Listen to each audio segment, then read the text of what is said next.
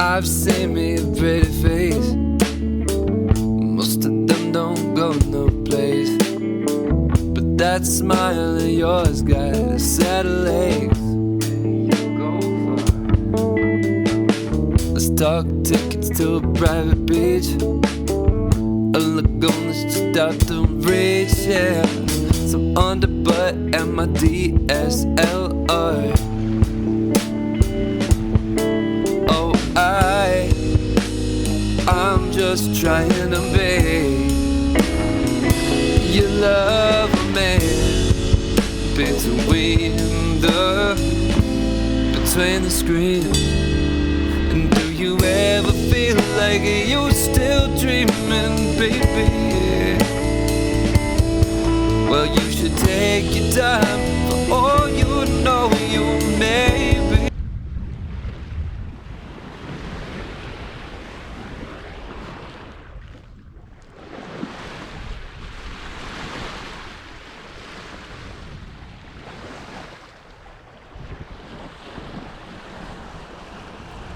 So we left Pancake Creek bright and early again with first light this morning, and despite the forecast there's no wind early, but it is starting to pick up and build now.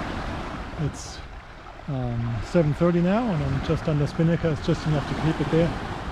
At the moment it's a bit more west than predicted, and it's meant to be turning north, so I think I'll just stay on the symmetrical for now and see what happens. I am absolutely exhausted. It was such a big day yesterday, and it's a fairly short night, but it is beautiful out here at the moment. It's that time of day when there's not really any wave and the wind's just picking up. It's gorgeous.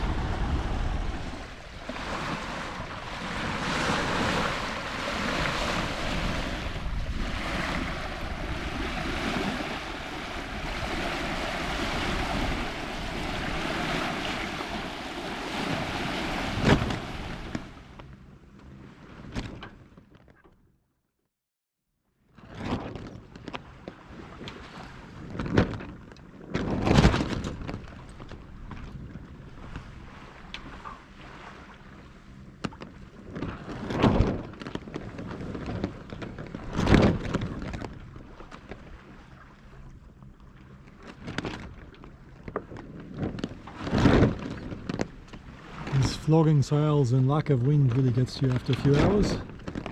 I do wonder how people do it themselves with the doldrums. Must really grind on your nerves. And just like that, the wind is there. Doing 5 to 6 knots. Spinnaker's full. Lovely little sound, lovely little wake sound through the water. And here we are, just curling a tiny bit. Just have to take it over a fraction. It's looking pretty good though.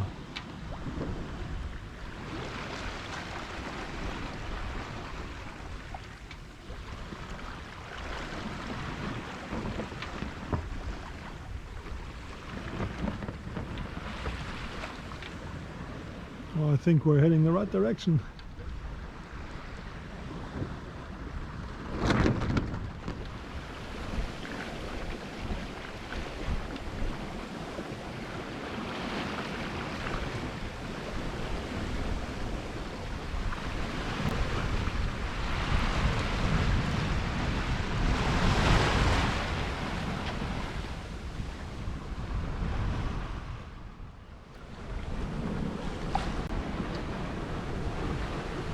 This is just turning into the most beautiful sail, absolutely wonderful.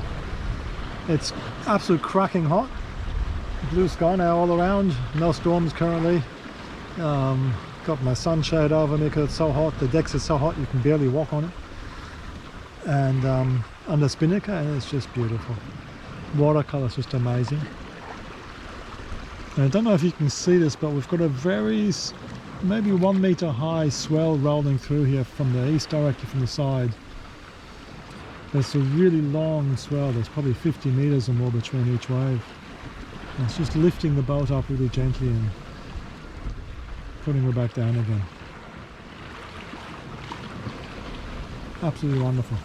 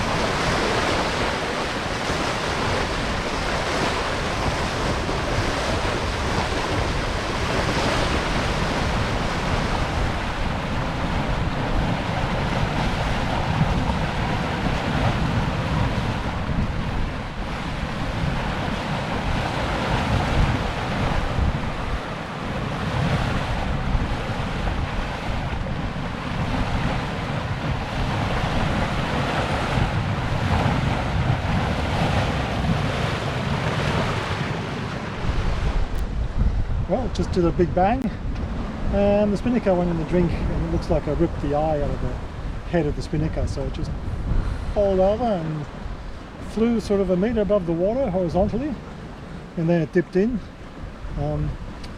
It was actually surprisingly easy to get on board because it didn't form a balloon, so you could just sort of more or less pull it on.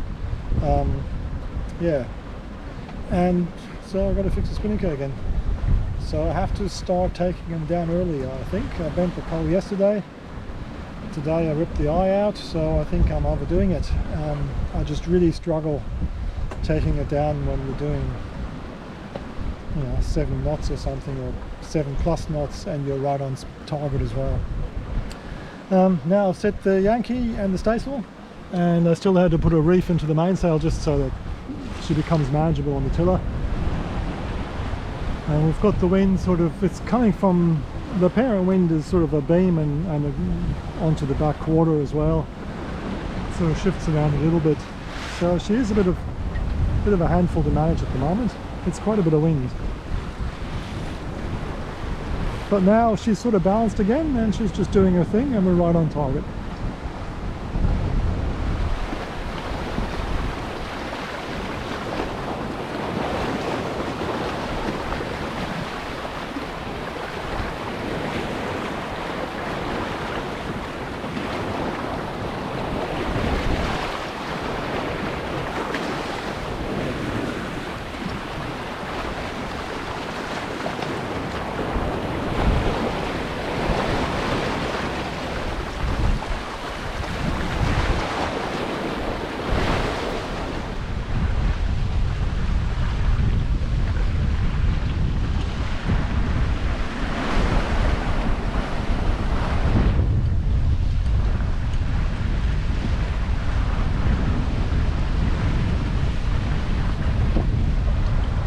So I'm back on the wind vane, and the reason being is that the tiller pilot, with that setup I had with using the wind vane, the servo pendulum for more power, it just doesn't catch on quick enough with the wind changes and waves, etc. So it's always behind the 8 ball.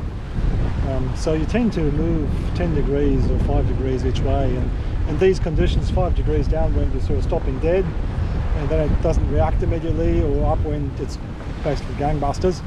So yeah, it just doesn't have that feeling. The wind vane is just doing a superb job because it reacts instantly. If you speed up going down a wave, it'll react. If you slow down, dropping off the back of a wave, it'll react.